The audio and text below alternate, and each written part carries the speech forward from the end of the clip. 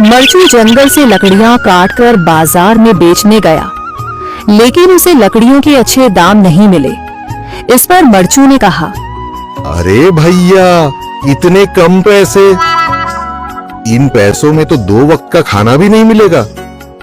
आप मुझे बहुत ही कम पैसे देते हैं। मैं इतनी मेहनत से लकड़ियां काट कर आता हूँ, लेकिन उनके पैसे मुझे बहुत कम मिलते हैं। भैया, तुम्हारी लकड़ियां होती ही इतनी कमजोर हैं कि मैं इससे ज्यादा पैसे नहीं दे सकता। तुम्हारी लकड़ियों के बस इतने ही पैसे बनते हैं। अरे भैया, कुछ ज्यादा कर दो ना। वो क्या है ना कि इन पैसों का तो कुछ भी नहीं आता। मैं अपनी जिंदगी कैसे गुजारूंगा। भैया, तुम जाकर अच्छी लकड़ियां लाओ, तभी इन लकड़ियों का अच्छा दाम मिल पाएगा, वरना इन लकड़ियों का तो यही दाम है।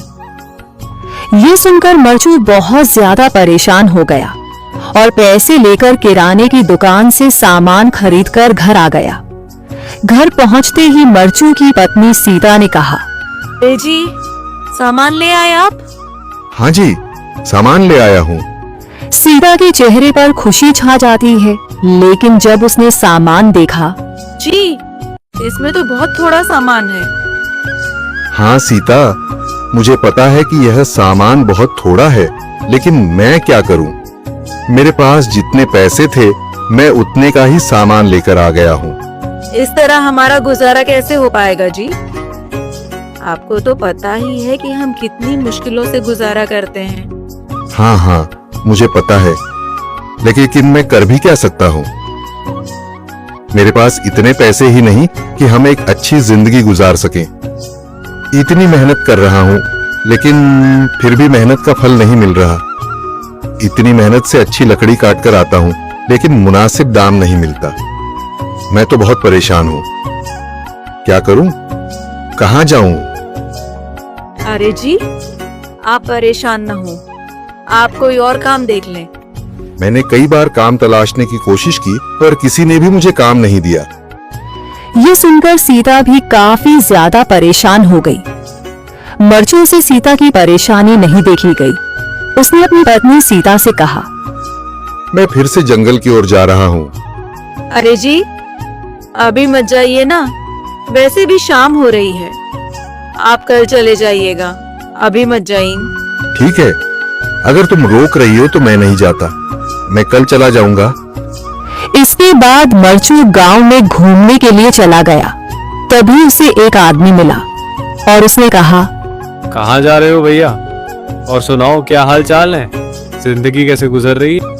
अरे भैया, तुम्हें तो पता है कि लकड़ियां काटकर कैसे गुजारा होता है। हाँ भैया, तुम सही कह रहे हो। और आसपास के जंगलों में अच्छी लकड़ियां भी नहीं है।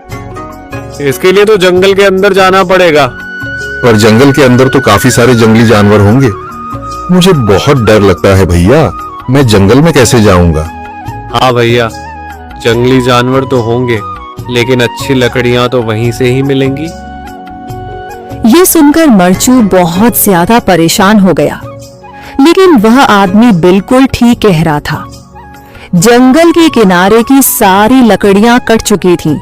अब सिर्फ जंगल के अंदर ही अच्छी लकड़ियां बची थीं। अगली सुबह मरचू लकड़ियां काटने जंगल की ओर चल पड़ा। जंगल में आने के बाद मरचू ने कहा, अरे, यहाँ पर तो लकड़ियां ही नहीं हैं। वो आदमी सही कह रहा था, लकड़ियों के लिए तो जंगल के अंदर ही जाना पड़ेगा। और जंगल के अंदर जाना क्या सही रहेगा? मुझे तो बहुत डर लग रहा है, क्योंकि वहां पर तो काफी सारे जंगली जानवर होंगे जो खतरनाक होंगे। अगर आज मैं जंगल के अंदर नहीं गया तो मैं आज घर पैसे लेकर नहीं जा सकूंगा, और फिर जब पैसे नहीं होंगे तो गुजारा कैसे होगा? मरचू जंगल के बाहर खड़ा सोचता ही रहा और फिर उसने सोचा, अरे, यहाँ पर भी कोई मजबूत पेड़ दिखाई नहीं दे रहा जिससे मैं लकड़ियां काटकर घर ले जा सकूं।